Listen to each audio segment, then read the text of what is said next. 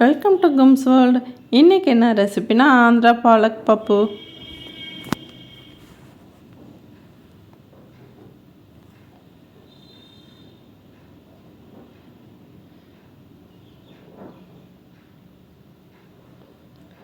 வாங்க இந்த ஆந்திரா பாலக் பப்பு எப்படி செய்கிறதுன்னு பார்க்கலாம். இது சாதம் சப்பாத்திக்கெலாம் அவ்வளோ அருமையாக இருக்கும். நான் சாதத்துக்கு செஞ்சுருக்கேன். இதுக்கு முதல்ல பாலக்கீரை வேணும். அதை நல்லா கழுவிட்டு இந்த அளவுக்கு கட் பண்ணி எடுத்துக்கோங்க. இஞ்சி இந்த அளவுக்கு எடுத்துக்கோங்க. இப்போ 3/4 டம்ளர் துவரம் பருப்பை நல்லா கழுவிட்டு நான் சேர்த்துருக்கேன் குக்கரில். இப்போ கீரையும் சேர்த்துட்டு இது கூட இஞ்சியும் நான் சேர்த்துக்கிறேன். 15 பல் பூண்டு சேர்த்துக்கோங்க. அதுக்கப்புறமா 1 ஸ்பூன் தனி மிளகாத்தூள், தனியாத்தூள் 2 ஸ்பூன், 1.5 ஸ்பூன் குழம்பு மிளகாத்தூள் சேர்த்துக்கோங்க. இப்போ பெருங்காய கட்டி இந்த அளவுக்கு சேர்த்துக்கோங்க. அதுக்கப்புறமா 3 பழுத்த பழமாக நல்லா தக்காளியை கட் பண்ணி சேர்த்துக்கோங்க. இதுக்கப்புறமா சின்ன நெல்லிக்காய் அளவுக்கு புளி கொஞ்சம் சேர்த்துக்கோங்க. ஒரே 1 டம்ளர் தண்ணி. இதை எல்லாத்தையும் மிக்ஸ் பண்ணிவிட்டு குக்கரில் அப்படியே வைக்க வேண்டியது தான். இதுக்கப்புறமா என்ன பண்ணணுன்னா கடாயில் எண்ணெய் ஊற்றி சீரகம் நான் சேர்த்துருக்கேன். எண்ணெய் வேணாலும் சேர்த்துக்கலாம், நெய்யில் கூட தாளிக்கலாம். இப்போ சீரகம் நல்லா பொரியட்டும். 1/2 ஸ்பூன் போட்டிருக்கேன், நல்லா பொரியட்டும்.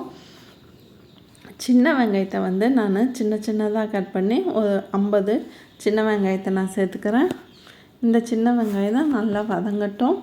அதுக்கப்புறமா நம்ம குக்கரில் வச்சுருக்க பருப்பு கூட நம்ம இதை சேர்த்துக்கலாம். அதாவது இந்த ஆந்திரா பாலக் பப்பு செய்கிறது ரொம்ப ஈஸி, அவ்வளோ அருமையாகவும் இருக்கும். இதை இந்த பப்பு நாவின் சுவை இந்த ஆந்திரா பப்பில் நல்லா தெரியும். நீங்கள் செஞ்சு சாப்பிட்டு பாருங்கள், நீங்களே சொல்லுவீங்க எப்படி இருக்குங்கிறது. இப்போது சின்ன வெங்காயத்தை நான் நல்லா வேக வச்சு நான் இதில் சேர்த்துக்கிறேன். இப்போ எல்லாமே மொத்தமாக நான் சேர்த்துட்டு 1 டம்ளர் தண்ணி தான் ஊற்றிருக்கேன், ஜாஸ்தியாக ஊற்றலாம். இப்போ குக்கர் மூடி போட்டு 5 விசில் விட்டு எடுக்க போகிறேன், சிம்மில் வச்சு. சரிங்களா? இப்போ நான் சிம்மில் வச்சு எடுத்துக்கிட்டேன். பாருங்கள், இதை எந்த அளவுக்கு கெட்டியாக இருக்குன்னு பாருங்கள்.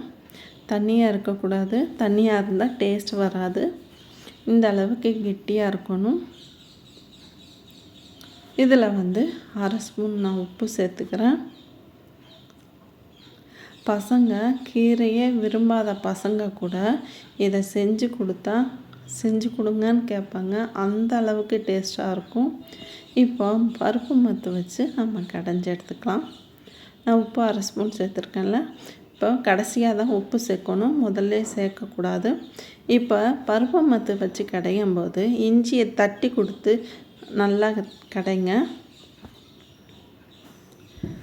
இதை கடைஞ்ச பிறகு சாதத்துக்கும் சப்பாத்திக்கும் சாப்பிடும்போது நெய் ஊற்றி சாப்பிட்டு பாருங்கள், அவ்வளோ அருமையாக இருக்கும். சாப்பிட்டுட்டே இருக்கலாம்னு இருக்கும். அவ்வளோ டேஸ்ட்டோ தனியாக இருக்கும். இப்போ பாருங்கள், ரெடி ஆகிருச்சு. நிறைய பேர் என் வீடியோஸ் பார்க்குறீங்க, சப்ஸ்கிரைப் பண்ணிவிட்டு பெல் பட்டனை அமைக்கிட்டு பாருங்கள். அப்போ தான் நான் போடுற வீடியோ உடனுக்குடனே சேரும். இது மாதிரி வீடியோஸ்க்கு என் சேனல் லைக் பண்ணுங்கள், ஷேர் பண்ணுங்கள், கமெண்ட் பண்ணுங்கள், சப்ஸ்கிரைப் பண்ணுங்கள். தேங்க்யூ ஃபார் வாட்சிங்.